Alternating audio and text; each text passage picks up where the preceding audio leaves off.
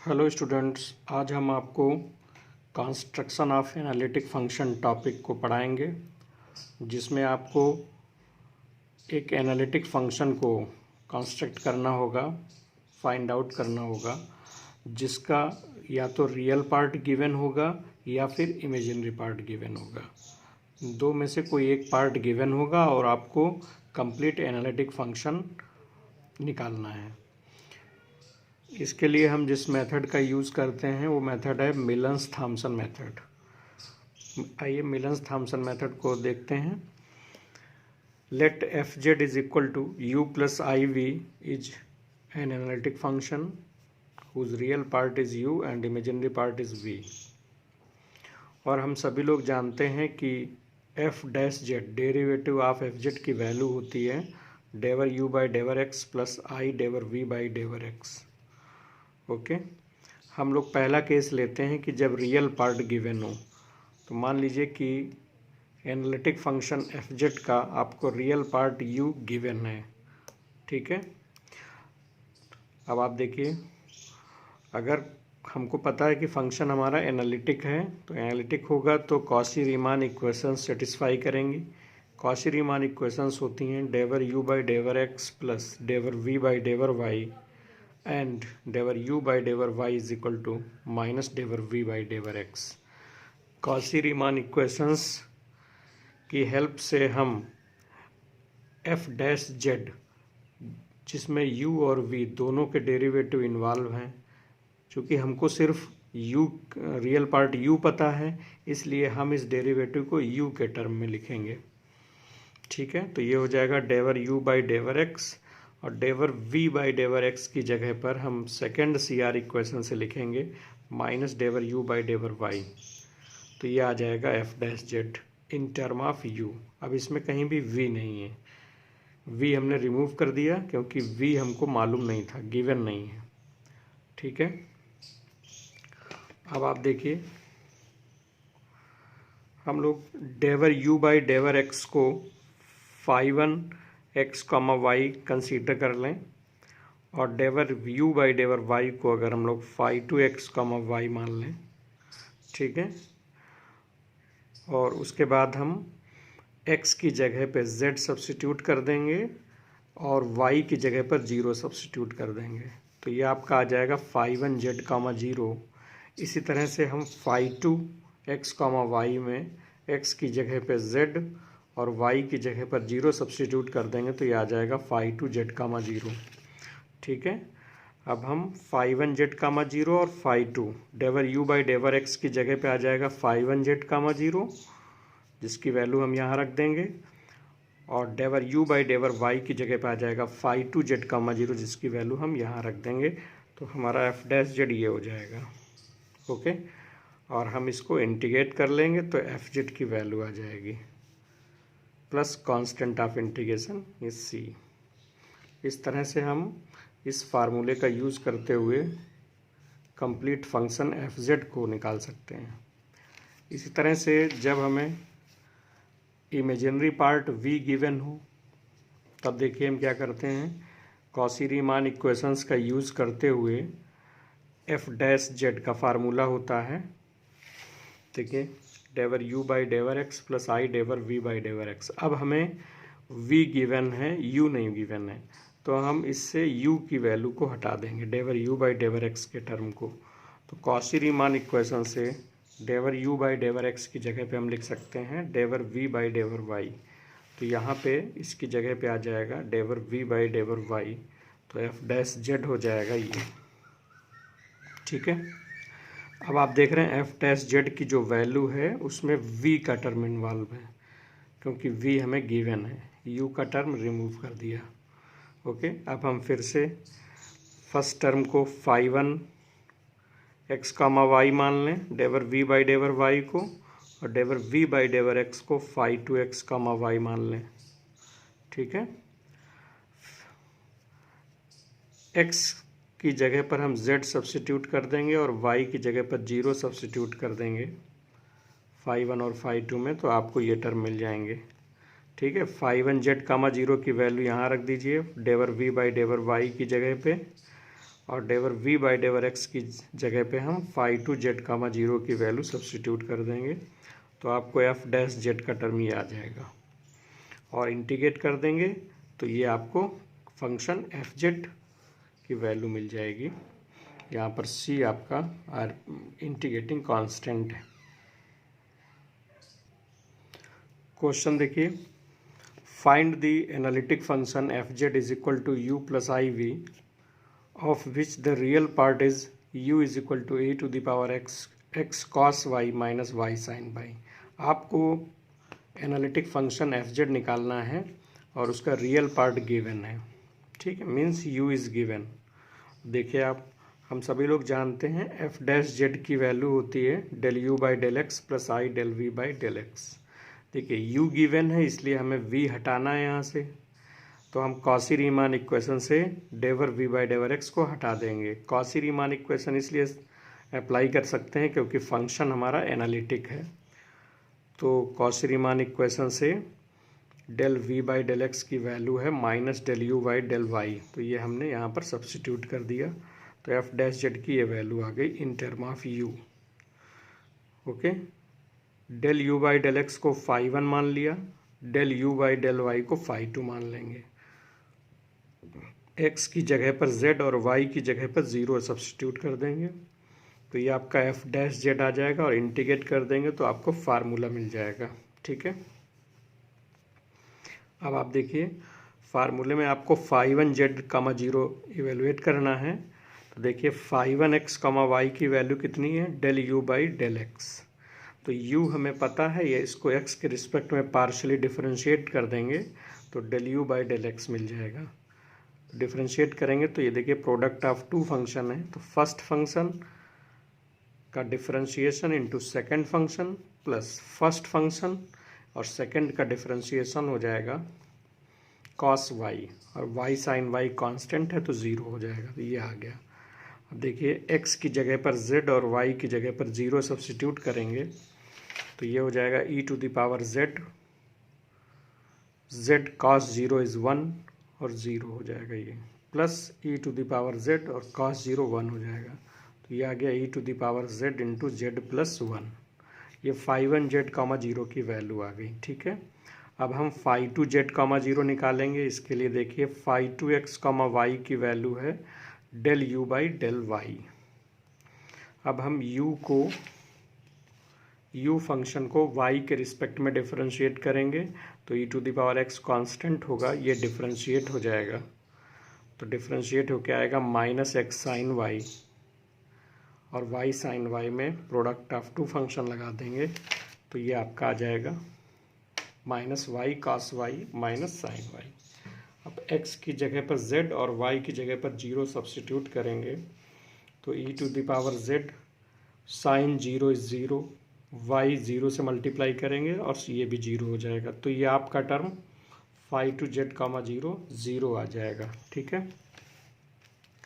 अब हम phi one Z comma 0 और फाई टू जेड कामा 0 की वैल्यू इक्वेशन 1 में जो हमने फार्मूला डेरिवेट किया है एफ जेड का, इसमें सब्सटीट्यूट कर देंगे तो ये आ जाएगा, और आप इसको इंटीग्रेट कर लीजिए तो ये इंटीग्रेशन बाय पार्ट होगा, फर्स्ट फंक्शन इंटू सेकेंड का integration minus differentiation of first function और integration of second function, integrate कर देंगे तो ये आपका फंक्शन एफ जेड आ जाएगा।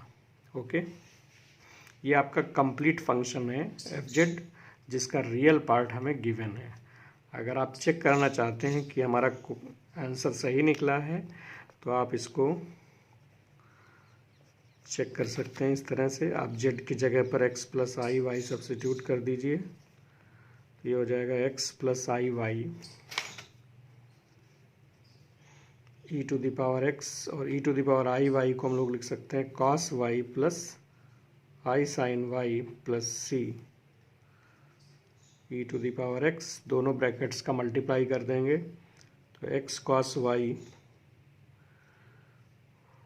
Minus Y sign Y plus I Y cos Y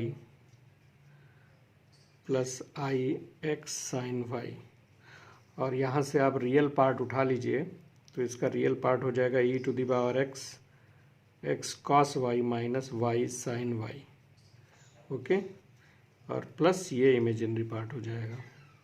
तो आप देख रहे हैं कि ये रियल पार्ट जो निकल के आया यही हमारे क्वेश्चन में गिवन था, ये रियल पार्ट, ओके। ये आपका मतलब ये आपका आंसर बिल्कुल सही है।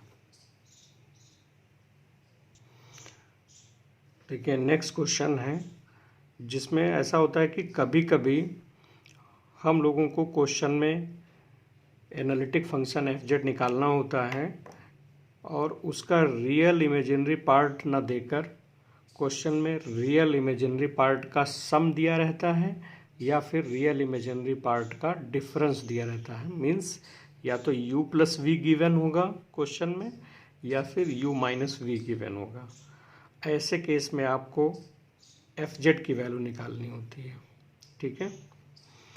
तो देखिए यहाँ पे हम सभी लोग जानते हैं कि f Z is equal to होता है u प्लस आई वी।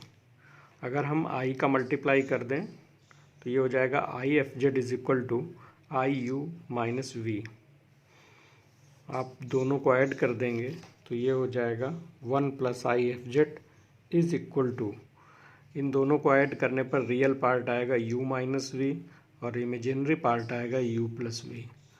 अगर हम 1 प्लस आई एफ जेड को कैपिटल एफ जेड कंसिडर कर लें, u माइनस वी को कैपिटल u कंसिडर कर लें और u प्लस वी को कैपिटल v कंसिडर कर लें, तो हमारे पास एक नया फंक्शन आ जाएगा, that is capital F Z is equal to u plus I v, capital U और कैपिटल V, जहाँ पर कैपिटल एफ जेड U और V की वैल्यू ये गिवन है तीनों, ठीक है। इसका मतलब कैपिटल U हो गया u माइनस वी और कैपिटल V हो गया u प्लस वी। कहने का मतलब ये है कि अगर क्वेश्चन में u प्लस वी गिवन है तो हम ये मान लेंगे कि कैपिटल V गिवन है, मीन्स कैपिटल एफ जेड का इमेजिनरी पार्ट गिवन है। अगर क्वेश्चन में u माइनस वी गिवन है तो इसका मतलब ये हो गया कि कैपिटल एफ जेड फंक्शन का रियल पार्ट गिवन है, ठीक है। अब हम पूरा क्वेश्चन मिलन्स थॉमसन मेथड से ही करेंगे, लेकिन फंक्शन हम capital F Z is equal to you plus I v को मानते हुए, ठीक है। तो देखिए हमारे पास ये क्वेश्चन है जिसमें u प्लस वी की वैल्यू गिवन है 2 sine 2x upon e to the power 2y plus e to the power minus 2y minus 2 cos 2x, और आपको फंक्शन एफ जेड की वैल्यू निकालनी है। तो आप देखिए यहाँ पे u प्लस वी गिवन है, इसका मतलब आपको कैपिटल V गिवन है, means imaginary part of capital F Z given है, ठीक है। देखिए हम इस फंक्शन को थोड़ा सा सिंप्लीफाई कर लें। अगर हम e to the power 2y plus e to the power minus 2y को 2 कॉस हाइपरबोलिक 2y लिख सकते हैं। न्यूमरेटर और डिनोमिनेटर से 2 कॉमन लेके कैंसिल कर दीजिए तो आपके पास फंक्शन ये आ जाएगा, capital V is equal to sine 2x upon cos hyperbolic 2y minus cos 2x। इसके अकॉर्डिंग हमें सॉल्व करना है, ठीक है। हमें capital V means imaginary part given है, ठीक है, और हमें पूरा क्वेश्चन इस फंक्शन के अकॉर्डिंग सॉल्व करना है। तो हम सभी लोग जानते हैं डेरिवेटिव का फार्मूला होता है f dash z is equal to del you by del x plus i del v by del x. देखिए हमें कैपिटल V गिवन है, इसलिए हम यहाँ से u का टर्म रिमूव कर देंगे, तो del you by del x की वैल्यू कॉची रीमान इक्वेशन से हम लोग लिख सकते हैं,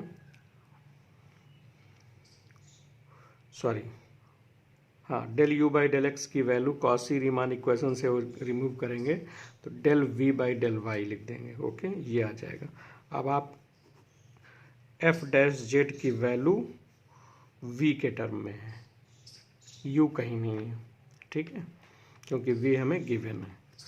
फिर हम क्या करते हैं, इसको phi 1 मान लेंगे और इसको phi 2 मान लेंगे।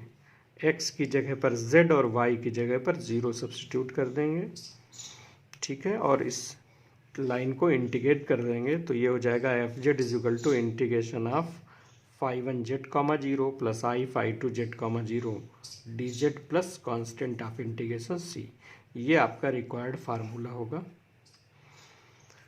देखिए यहाँ पे हमें निकालना है phi one Z comma zero, तो इसके लिए phi one x comma y की वैल्यू है del v by del y. V हमें गिवन है, हम इसको वाई के रिस्पेक्ट में पार्शली डिफरेंशिएट कर देंगे, तो डिफरेंशिएशन आपका ये आ जाएगा, न्यूमरेटर डिनोमिनेटर का फार्मूला लगा देंगे तो ये आ जाएगा, ठीक है। इसमें हम x की जगह पर z सब्स्टिट्यूट कर देंगे और y की जगह पर 0, तो x की जगह पर z सब्स्टिट्यूट करेंगे और y की जगह 0 रखेंगे तो साइन हाइपरबोलिक 0 हो जाएगा। साइन हाइपरबोलिक 0 की वैल्यू 0 होती है तो ये टर्म 0 हो जाएगा, ओके। अब हम फाई टू जेड कॉमा 0 निकालेंगे तो phi two x comma y की वैल्यू आप देखिए, phi two x comma y की वैल्यू है del v by del x. Means v को हम एक्स के रिस्पेक्ट में पार्शली डिफरेंशिएट करेंगे तो न्यूमरेटर डिनोमिनेटर का फार्मूला लगा देंगे डिफरेंशिएशन का, तो ये आपके पास आ जाएगा, ओके। इसमें आप x की जगह पर z सब्स्टिट्यूट कर दीजिए और y की जगह पर 0, तो ये हो जाएगा cos 0 is 1 cos 2z plus 2 cos 2z minus sine 0 sine 2z into 2 cos 2 sine 2z, तो ये हो जाएगा 2 sine square 2z, okay, upon cos hyperbolic 2y is 1 cos 0 is 1 1 minus cos 2z to the power 2, bracket open कर देंगे तो ये हो जाएगा 2 cos 2z minus 2 cos square z minus 2 sine square z। इन दोनों से हम -2 कॉमन कर लेंगे तो ये हो जाएगा cos square 2z plus sign square 2z is 1, तो ये आ जाएगा -2। हम लोग यहाँ से -2 कॉमन कर लें तो ब्रैकेट में 1 माइनस cos 2z आ जाएगा जो इसके स्क्वायर से कैंसिल हो जाएगा, तो finally phi two Z comma 0 की वैल्यू ये आ जाएगी। इसको हम और सिंप्लीफाई कर लें, 1 माइनस कॉस 2z की जगह पे लिख सकते हैं 2 साइन स्क्वायर जेड, 2 से 2 कैंसिल, साइन स्क्वायर जेड को लिख सकते हैं कॉसेक स्क्वायर जेड, ओके। तो आप देख रहे हैं कि फाई टू जेड कामा 0 की वैल्यू आ गई माइनस कॉसेक स्क्वायर जेड। अब आप फाई वन जेड कामा 0 और फाई टू जेड कामा 0 की वैल्यू, ये फार्मूला जो आपने निकाला है इक्वेशन 1 में सब्स्टिट्यूट कर दीजिए, तो ये आ जाएगा capital F Z is equal to phi one Z comma 0 0 है plus I phi two Z comma 0 की value minus cosec square Z D Z is equal to 0। Cosec square Z का इंटीग्रेशन होता है माइनस कॉट जेड, तो ये आ जाएगा। अब आप देखिए कैपिटल एफ जेड की वैल्यू है 1 plus I small F Z, ये देखिए कैपिटल एफ जेड की जगह पे 1 plus I small F Z रख देंगे, ठीक है, is equal to I cot Z plus C. 1 plus I से डिवाइड कर देंगे तो ये हो जाएगा I upon 1 plus I cot Z plus C upon 1 plus आई।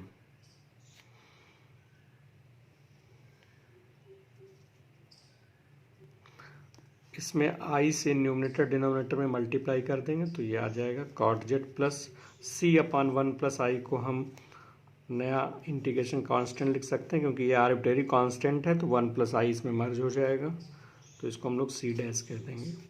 तो ये आपका स्मॉल एफ जेड फंक्शन आ जाएगा। ये एनालिटिक फंक्शन एफ जेड है कॉट जेड अपान 1 माइनस आई प्लस सी, जब आपको इस फंक्शन के रियल और इमेजिनरी पार्ट का सम क्वेश्चन में गिवन था, ओके।